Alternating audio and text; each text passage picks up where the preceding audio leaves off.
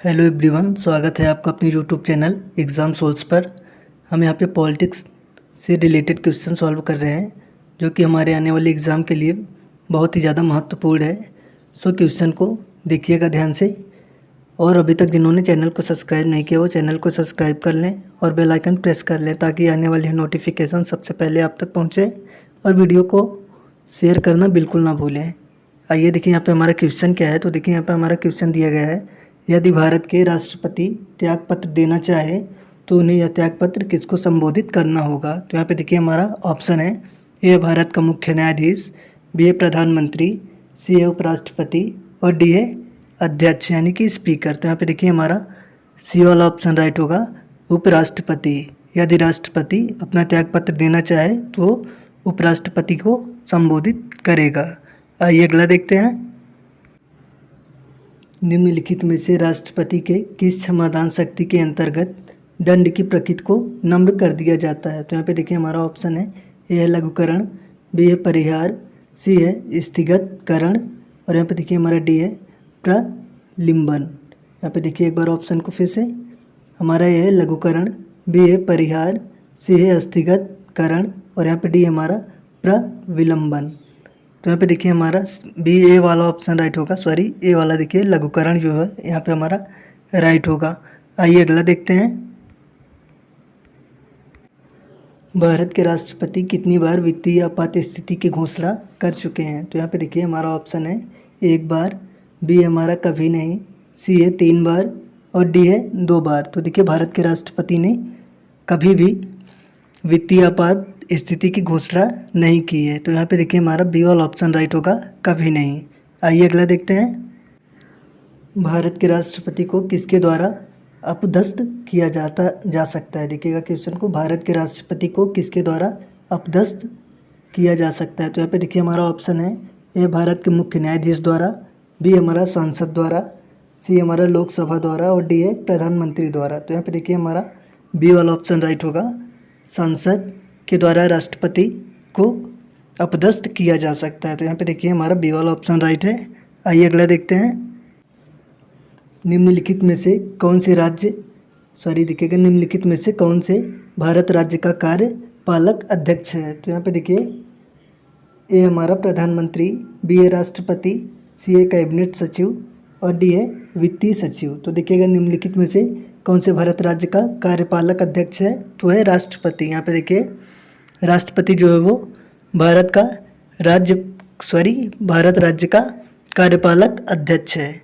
आइए अगला देखते हैं, भारत के प्रथम उपराष्ट्रपति कौन थे। तो यहाँ पे देखिए हमारा ऑप्शन है, ए है मौलाना अबुल कलाम आज़ाद, बी हमारा सरदार वल्लभ भाई पटेल और सी है जवाहरलाल नेहरू, डी है गुलजारी लाल नंदा।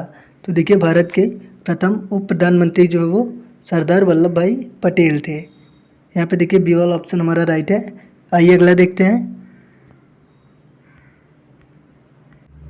स्वतंत्र भारत के प्रथम राष्ट्रपति कौन थे। तो यहाँ पे देखिए हमारा ऑप्शन है, ए डॉक्टर एस राधाकृष्णन, बी हमारा JL नेहरू यानी कि जवाहरलाल नेहरू और यहाँ पे देखिए हमारा सी है सरदार पटेल और डी है डॉक्टर राजेंद्र प्रसाद। तो देखिएगा स्वतंत्र भारत के प्रथम राष्ट्रपति जो है वो डॉक्टर राजेंद्र प्रसाद थे। यहाँ पे देखिए हमारा डी वाला ऑप्शन राइट है। आइए अगला देखते हैं, भारत के वह कौन से एकमात्र दूसरे उपराष्ट्रपति हैं जिन्होंने एस राधाकृष्णन के बाद दूसरी अनुक्रमित अवधि में पद प्राप्त किया। तो यहाँ पे देखिए हमारा ऑप्शन है, ए है KR नारायण, बी हमारा BS शेखावत, सी हमारा MS अंसारी और डी है डॉक्टर शंकर दयाल शर्मा। तो यहाँ पे देखिए हमारा बी वाला ऑप्शन राइट होगा, MH अंसारी। आइए अगला देखते हैं, निम्नलिखित में से किसके पास भारतीय सुरक्षा बलों का सर्वोच्च कमान प्राप्त है। तो यहाँ पे देखिए हमारा ऑप्शन है, ए भारत के राष्ट्रपति, बी है भारत के रक्षा मंत्री, सी है हमारा भारतीय केंद्रीय मंत्रिपरिषद और यहाँ पे देखिए हमारा डी है भारत के राष्ट्रपति। तो यहाँ पे देखिएगा भारत के राष्ट्रपति के पास भारतीय सुरक्षा बलों का सर्वोच्च कमान होता है। तो यहाँ पे देखिए हमारा डी वाला ऑप्शन राइट होता है। आइए अगला देखते हैं, निम्नलिखित राष्ट्रपतियों ने जिस क्रम में सेवा की उसमें निम्नलिखित में से कौन सा क्रम सही है। तो यहाँ पे देखिए हम ऑप्शन पे ना जाके डायरेक्ट आपको आंसर बताते हैं। तो वही देखिए यहाँ पे हमारा ए वाला यहाँ पे NS रेड्डी, उसके बाद ज्ञानी जैल सिंह, उसके बाद देखिएगा R वेंकटरमण, और यहाँ पे देखिए हमारा उसके बाद है शंकर दयाल शर्मा। आइए अगला देखते हैं।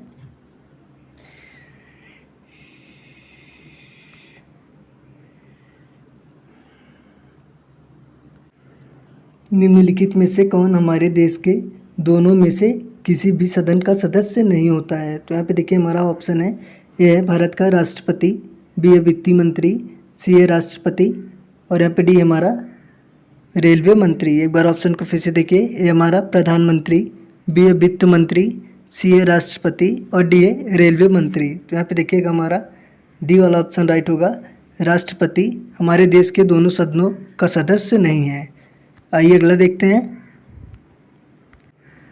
राज्यसभा के सदस्य का कार्यकाल है, तो देखिए राज्यसभा के सदस्य का कार्यकाल कितने समय तक होता है? तो यहाँ पे देखिए हमारा ऑप्शन है, ए है 5 वर्ष, बी है 6 वर्ष, सी हमारा लोकसभा के समान, और यहाँ पे हमारा डी है 2 वर्ष। तो यहाँ पे देखिएगा हमारा बी वाला ऑप्शन राइट होगा, 6 वर्ष। आइए अगला देखते हैं।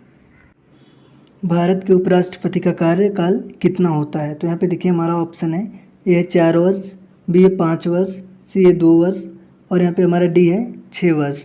तो देखिएगा यहाँ पे हमारा बी वाला ऑप्शन राइट होगा। भारत के उपराष्ट्रपति का कार्यकाल 5 वर्ष होता है। आइए अगला देखते हैं। भारतीय संविधान होता है, तो देखिए भारतीय संविधान क्या होता है? यहाँ पे देखिए ऑप्शन है, ए राष्ट्रपति के पुनर्निर्वाचन के मुद्दे पर मौन है, बी हमारा किसी व्यक्ति को राष्ट्रपति पद के लिए पुनर्निर्वाचन हेतु, और यहाँ पे देखिए हमारा सी है, किसी व्यक्ति को केवल 2 कार्यकाल के लिए राष्ट्रपति बनना सुनिश्चित करता है, और यहाँ पे देखिए हमारा डी है, किसी व्यक्ति को केवल एक बार राष्ट्रपति बनने की अनुमति देने के लिए संशोधित किया गया है। तो यहाँ पे देखिए हमारा बी वाला ऑप्शन राइट होगा। भारतीय संविधान जो है किसी व्यक्ति को राष्ट्रपति पद के लिए पुनर्निर्वाचन हेतु होता है। यहाँ पे बी वाला ऑप्शन राइट है। आइए अगला देखते हैं। अखिल भारतीय सेवाओं के लिए नियुक्तियां कौन करता है? तो यहाँ पे देखिए हमारा ऑप्शन है, ए संघ लोक सेवा आयोग, बी हमारा राष्ट्रपति, सी है प्रधानमंत्री और डी है संसद। तो यहाँ पे देखिएगा हमारा बी वाला ऑप्शन राइट होगा। अखिल भारतीय सेवाओं के लिए राष्ट्रपति नियुक्ति करता है। आइए अगला देखते हैं। भारत में वित्त आयोग की नियुक्ति कौन करता है? तो यहाँ पे देखिए हमारा ऑप्शन है, ए गवर्नर भारतीय रिजर्व बैंक, बी हमारा भारत के नियंत्रक एवं महालेखा परीक्षक, और यहाँ पे देखिए हमारा सी भारत के राष्ट्रपति और डी है केंद्रीय वित्त मंत्रालय। तो देखिए यहाँ भारत में वित्त आयोग की नियुक्ति भारत के राष्ट्रपति करते हैं। तो यहाँ पे देखिए हमारा सी वाला ऑप्शन राइट होगा। आइए अगला देखते हैं। राष्ट्रपति किसके परामर्श से संसद के सभी सत्र आयोजित कर और स्थगित करते हैं? तो यहाँ पे देखिएगा एक बार क्वेश्चन को फिर से, राष्ट्रपति किसके परामर्श से संसद के सभी सत्र आयोजित और स्थगित करते हैं? तो यहाँ पे देखिए हमारा ऑप्शन है, ए है अध्यक्ष, बी है प्रधानमंत्री, सी है प्रधानमंत्री और लोकसभा में विरोधी पक्ष के नेता, और यहाँ पे देखिए हमारा डी है मंत्रिपरिषद। तो यहाँ पे देखिएगा राष्ट्रपति प्रधानमंत्री के परामर्श पर सभी सत्र आयोजित और स्थगित करता है। तो यहाँ पे देखिए हमारा बी वाला ऑप्शन राइट है। आइए अगला देखते हैं। भारत के राष्ट्रपति के संबंध में निम्नलिखित में से कौन सा कथन सही है? तो यहाँ पे देखिए हमारा ऑप्शन है, यह प्रत्येक आम चुनाव के पश्चात वह संसद के प्रथम सत्र को संबोधित करते हैं, और यहाँ पे देखिए हमारा बी है, प्रत्येक वर्ष के आरंभ में संसद के प्रथम सत्र को संबोधित करते हैं, और यहाँ पे हमारा सी है, संसद के प्रत्येक सत्र को संबोधित करते हैं, और डी है, संसद को कभी संबोधित नहीं करते हैं। देखिए यहाँ पे हमारा डी वाला ऑप्शन है, संसद को कभी संबोधित नहीं करते हैं। तो यहाँ पे देखिए हमारा भारत के राष्ट्रपति के संबंध में निम्नलिखित में से कौन सा कथन सही है? तो है यहाँ पे, प्रत्येक आम चुनाव के पश्चात वह संसद के प्रथम सत्र को संबोधित करते हैं। यहाँ पे देखिए हमारा ए वाला ऑप्शन राइट है। आइए अगला देखते हैं। संघीय सरकार के राजपत्रित अधिकारियों को निम्नलिखित में से कौन नियुक्त और बर्खास्त कर सकता है? तो यहाँ पे देखिए हमारा ऑप्शन है, ए है भारत के राष्ट्रपति, बी है भारत के प्रधानमंत्री, सी हमारा भारत के गृह मंत्री और डी है भारत के वित्त मंत्री। तो यहाँ पे देखिए हमारा ए वाला ऑप्शन राइट होगा। भारत के राष्ट्रपति संघीय सरकार के राजपत्रित अधिकारियों को नियुक्त और बर्खास्त कर सकते हैं। आइए अगला देखते हैं।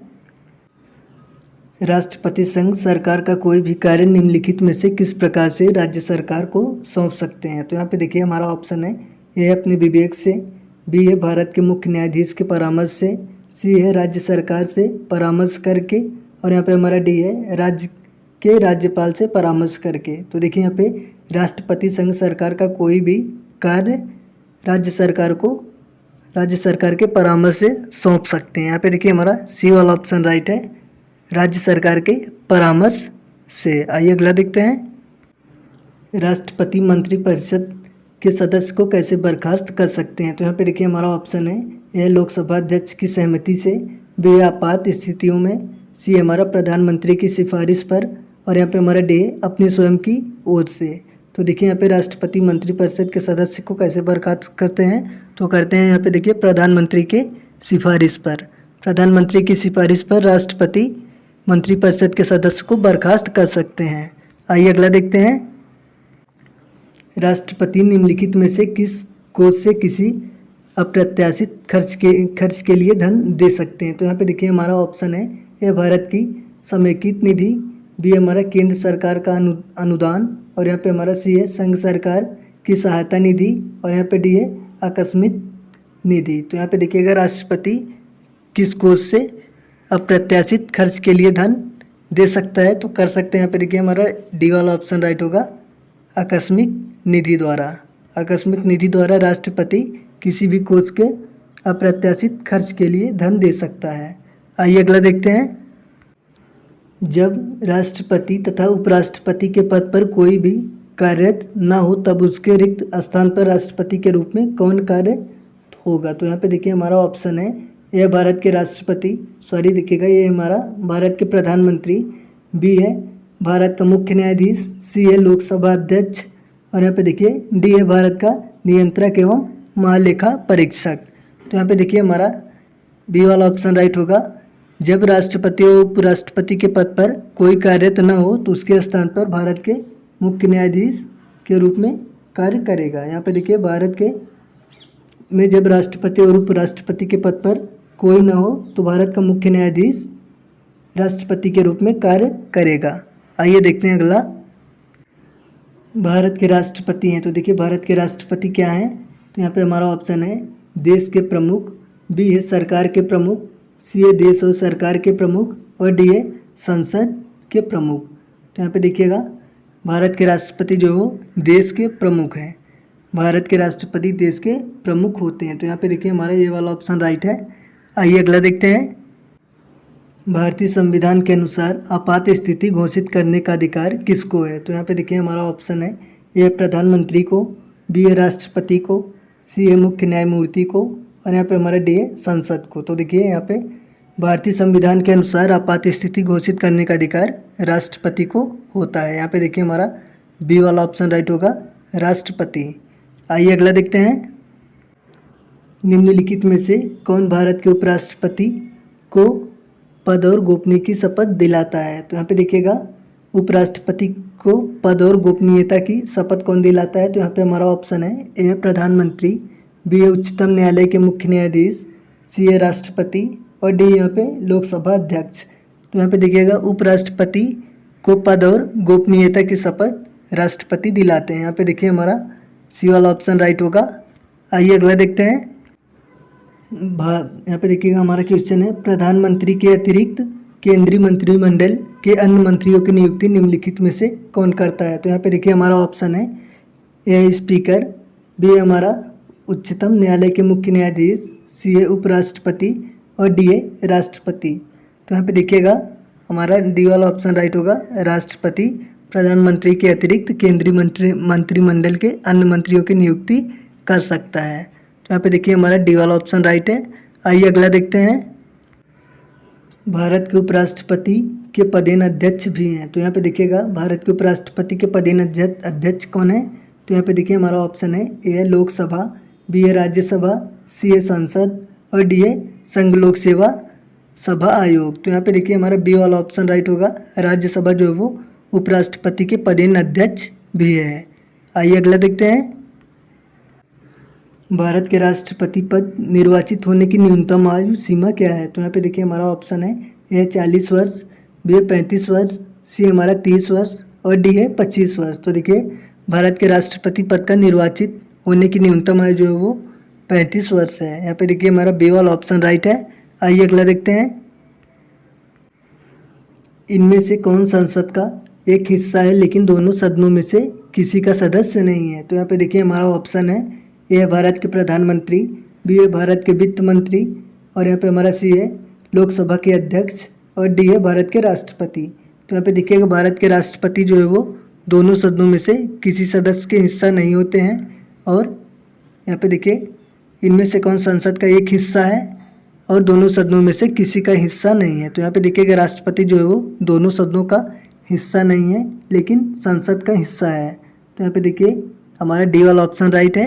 आइए अगला देखते हैं। राष्ट्रपति अपना इस्तीफा किसे संबोधित कर देता है? तो यहाँ पे देखिए राष्ट्रपति अपना इस्तीफा किसे संबोधित करता है? हमारा ऑप्शन है, ए है उपाध्यक्ष को, बी हमारा प्रधानमंत्री को, सी है हमारा अध्यक्ष लोकसभा और यहाँ पे हमारा डी है सुप्रीम कोर्ट के मुख्य न्यायाधीश को। तो देखिए राष्ट्रपति अपना इस्तीफा जो है वो उपाध्यक्ष को संबोधित कर देता है। यहाँ पे देखिए हमारा ए वाला ऑप्शन राइट होगा, उपाध्यक्ष। आइए अगला देखते हैं। निम्नलिखित में से किसने सबसे कम समय के लिए भारत के राष्ट्रपति के रूप में कार्य किया था? तो यहाँ पे देखिए हमारा ऑप्शन है, ए शंकर दयाल शर्मा, बी है प्रणब मुखर्जी, सी है प्रतिभा पाटिल और यहाँ पे हमारा डी है डॉक्टर जाकिर हुसैन। तो यहाँ पे देखिएगा डॉक्टर जाकिर हुसैन जो है वो सबसे कम समय के लिए प्रधानमंत्री के रूप में काम किए थे। यहाँ पे देखिए हमारा डी वाला ऑप्शन राइट है, डॉक्टर जाकिर हुसैन। आइए अगला देखते हैं।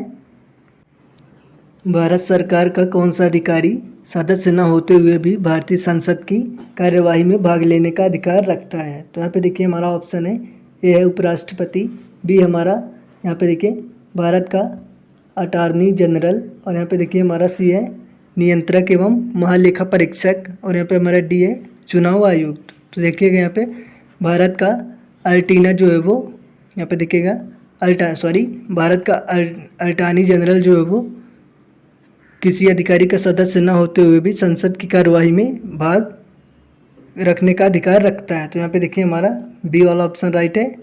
आइए अगला देखते हैं।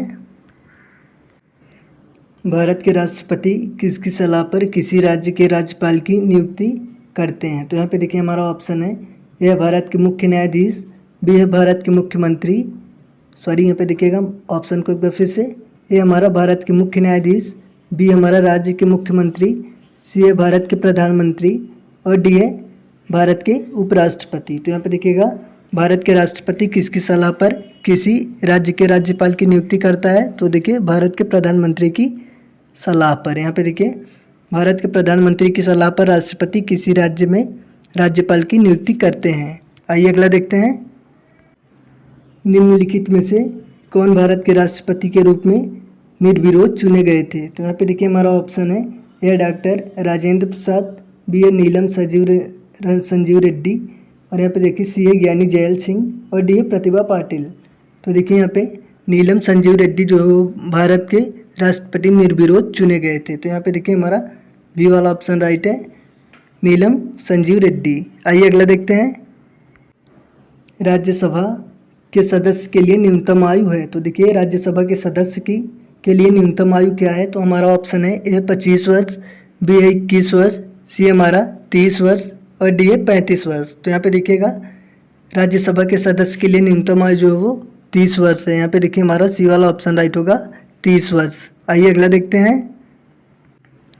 भारत का राष्ट्रपति लोकसभा को कार्यकाल पूरा करने से पहले भंग कर सकता है? तो देखिए किसकी सलाह पर भंग कर सकता है? तो यहाँ पे हमारा ऑप्शन है, ए है मुख्य न्यायाधीश की सलाह पर, बी है उपराष्ट्रपति की सलाह पर, सी हमारा लोकसभा अध्यक्ष की सलाह पर और यहाँ पे डी है प्रधानमंत्री की सलाह पर। तो देखिए यहाँ पे हमारा डी वाला ऑप्शन राइट होगा, प्रधानमंत्री की सलाह पर भारत का राष्ट्रपति लोकसभा को कार्यकाल पूरा करने से पहले भंग कर सकता है। तो यहाँ पे डी वाला ऑप्शन राइट होगा। आइए अगला देखते हैं। संघीय संसद की संयुक्त बैठक किस लिए बुलाई जा सकती है? तो यहाँ पे देखिए हमारा ऑप्शन है, ए राष्ट्रपति के विशेष अभिभाषण हेतु, बी हमारा राष्ट्रपति के वार्षिक अभिभाषण और यहाँ पे देखिए हमारा सी है राष्ट्रपति द्वारा राष्ट्रीय महत्व के प्रासंगिक संदेश हेतु और यहाँ पे हमारा डी है किसी गैर वित्तीय विधेयक पर दोनों सदनों में गतिरोध के समान हेतु। तो यहाँ पे देखिएगा एक बार ऑप्शन को फिर से, ए हमारा राष्ट्रपति के विशेष अभिभाषण हेतु, बी हमारा राष्ट्रपति के वार्षिक अभिभाषण हेतु, और यहाँ पे हमारा सी है राष्ट्रपति द्वारा राष्ट्रीय महत्व के प्रासंगिक संदेश हेतु, और यहाँ पे देखिए हमारा डी है किसी गैर वित्तीय विधेयक पर दोनों सदनों में गतिरोध के समाधान हेतु। तो देखिए यहाँ पे संघीय संसद की संयुक्त बैठक जो वो किसी गैर वित्तीय विधेयक पर दोनों सदनों में गतिरोध के समाधान हेतु बुलाई जा सकती है। यहाँ पे देखिए हमारा डी वाला ऑप्शन राइट होगा, किसी गैर वित्तीय विधेयक पर दोनों सदनों में गतिरोध के समाधान हेतु। आइए अगला देखते हैं। लोकसभा द्वारा पारित धन विधेयक राज्यसभा द्वारा भी पारित मान लिया जाता है यदि उच्च सदन उस पर किसी समय सीमा में कार्य संपादन ना कर सके। तो यहाँ पे देखिएगा कितने दिन में होता है। तो यहाँ पे हमारा ऑप्शन है ए है 10 दिन, बी है 14 दिन, सी है 30 दिन और डी है 40 दिन। तो यहाँ पे देखिए हमारा बी वाला ऑप्शन राइट होगा, 14 दिन। लोकसभा द्वारा पारित धन विधेयक राज्यसभा द्वारा पारित मान लिया जाता है यदि उच्च सदन उस पर किसी समय सीमा में कार्य संपादन न कर सके। तो यहाँ पे देखिएगा वो 14 दिन होता है। आइए अगला देखते हैं। निम्नलिखित में से कौन यह तय करता है कि कोई विशेष विधेयक धन विधेयक है या नहीं। तो यहाँ पे देखिए हमारा ऑप्शन है राष्ट्रपति, बी है लोकसभा के अध्यक्ष, सी है राज्यसभा के सभापति और डी है वित्त मंत्री। तो यहाँ पे देखिए हमारा बी वाला ऑप्शन राइट होगा, लोकसभा के अध्यक्ष। आइए अगला देखते हैं। निम्नलिखित में से किस गैर संसद सदस्य को संसद को संबोधित करने का अधिकार है। तो यहाँ पे देखिए हमारा ऑप्शन है ए है भारत का महान्यायवादी, बी है हमारा भारत का सॉलिसिटर और यहाँ पे देखिए सी है भारत के प्रधान न्यायाधीश और यहाँ पे हमारा डी है मुख्य निर्वाचन आयुक्त। तो देखिए यहाँ पे भारत का महान्यायवादी जो है वो गैर संसद होकर भी संसद को संबोधित करने का अधिकार रखता है। तो यहाँ पे देखिए हमारा ये वाला ऑप्शन राइट है, भारत का महान्यायवादी। आइए अगला देखते हैं।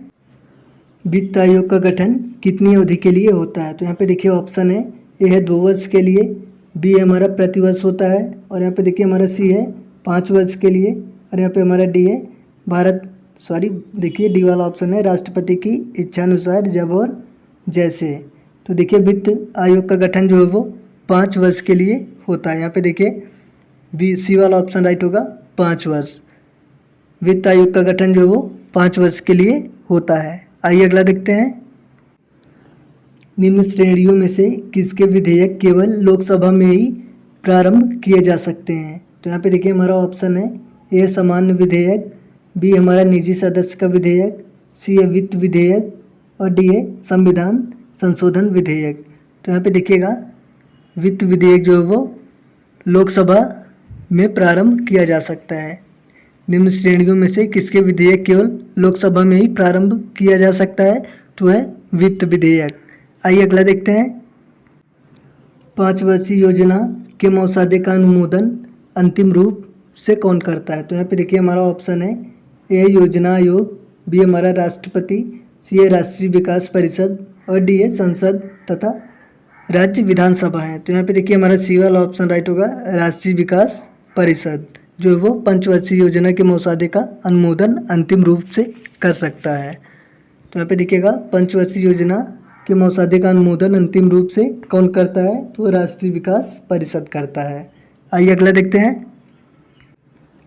लोकसभा में कोई भी धन विधेयक निम्न में से किसकी पूर्वानुमति के लिए बिना प्रस्तुत नहीं किया जा सकता। एक बार क्वेश्चन को फिर से देखिएगा। लोकसभा में कोई भी धन विधेयक निम्न में से किसकी पूर्वानुमति लिए बिना प्रस्तुत नहीं किया जा सकता है। तो यहाँ पे देखिए हमारा ऑप्शन है ए है उपराष्ट्रपति, बी है राष्ट्रपति, सी है प्रधानमंत्री और डी है वित्त मंत्री। तो यहाँ पे देखिए हमारा बी वाला ऑप्शन राइट होगा, राष्ट्रपति लोकसभा में किसी धन विधेयक को निम्न में से अपनी अनुमति के बिना प्रस्तुत नहीं कर सकता। तो यहाँ पे देखिए अगर बिना राष्ट्रपति के अनुमति के लोकसभा में धन विधेयक प्रस्तुत नहीं कर सकता है। तो यहाँ पे बी वाला ऑप्शन राइट है। आइए अगला देखते हैं। राज्यसभा का सदस्य होने के लिए किसी भी व्यक्ति की उम्र कम से कम कितनी वर्ष होनी चाहिए। तो यहाँ पे देखिए हमारा ऑप्शन है ए 18 वर्ष, बी है 30 वर्ष, सी है 36 वर्ष और डी है 24 वर्ष। तो यहाँ पे देखिएगा राज्यसभा का सदस्य होने के लिए कम से कम 30 वर्ष उम्र होनी चाहिए। तो यहाँ पे देखिए हमारा बी वाला ऑप्शन राइट है। आइए अगला देखते हैं। भारत के किस राज्य ने सबसे ज़्यादा उप प्रधानमंत्री दिए। तो यहाँ पे देखिए हमारा ऑप्शन है ए है महाराष्ट्र, बी है उत्तर प्रदेश, सी है बिहार और डी है गुजरात। तो यहाँ पे देखिएगा गुजरात राज्य ने भारत में सबसे ज़्यादा उप प्रधानमंत्री दिए। तो यहाँ पे देखिएगा डी वाला ऑप्शन राइट है, गुजरात। आइए अगला देखते हैं। जब ना हो अध्यक्ष और ना ही उपाध्यक्ष उपस्थित हो तब लोकसभा की अध्यक्षता निम्नलिखित में से कौन करता है। तो यहाँ पे देखिएगा ऑप्शन है हमारा ए है राष्ट्रपति द्वारा नामित कोई सदस्य, बी हमारा उस समय उपस्थित सांसदों द्वारा चुना गया कोई सदस्य और यहाँ पे हमारा सी है लोकसभा के अध्यक्ष द्वारा रखे गए सभापतियों के पैनल में से कोई सदस्य और यहाँ पे हमारा डी है उपस्थित वयोवृद्ध यानी कि ज्येष्ठ सदस्य, यानी कि उपस्थित सबसे ज्येष्ठ सदस्य कर सकते हैं। तो यहाँ पे देखिए कौन करता है, हमारा यहाँ पे देखिए सी वाला ऑप्शन राइट होगा, लोकसभा के अध्यक्ष द्वारा रखे गए सभापतियों के पैनल में से कोई सदस्य। तो यहाँ पे हमारा सी वाला ऑप्शन राइट है। आइए अगला देखते हैं। निम्नलिखित में से किसके संबंध में राज्यसभा को लोकसभा के अपेक्षाकृत अधिक अधिकार प्राप्त है। तो यहाँ पे देखिए हमारा ऑप्शन है ए धन विधेयक, बी है धनेतर विधेयक और यहाँ पे सी है नई अखिल भारतीय सीमाओं का गठन करना और यहाँ पे डी है संविधान का संशोधन। तो यहाँ पे देखिए हमारा सी वाला ऑप्शन राइट होगा, नई अखिल भारतीय सीमाओं का गठन करना। निम्नलिखित में से किसके संबंध में राज्यसभा को लोकसभा के अपेक्षाकृत अधिक प्राप्त है। तो प्राप्त है नई अखिल भारतीय सीमाओं का गठन करना। आइए अगला देखते हैं। राज्यसभा में निर्वाचित सदस्यों की अधिकतम संख्या कितनी है। तो यहाँ पे देखिए हमारा ऑप्शन है ए है 250, बी है 238 और यहाँ पे सी है 245 और डी है 248। तो यहाँ पे देखिएगा राज्यसभा में निर्वाचित सदस्यों की अधिकतम संख्या कितनी है, तो है 238। देखिए बी वाला ऑप्शन यहाँ पे राइट हुआ, 238। और अभी तक चैनल को जिन्होंने सब्सक्राइब नहीं किया वो चैनल को सब्सक्राइब कर लीजिए और बेल आइकन प्रेस कर लें ताकि आने वाली हर नोटिफिकेशन सबसे पहले आप तक पहुंचे। और वीडियो में कमेंट, लाइक, शेयर करना बिल्कुल ना भूलें। मिलते हैं नेक्स्ट वीडियो में। Good luck.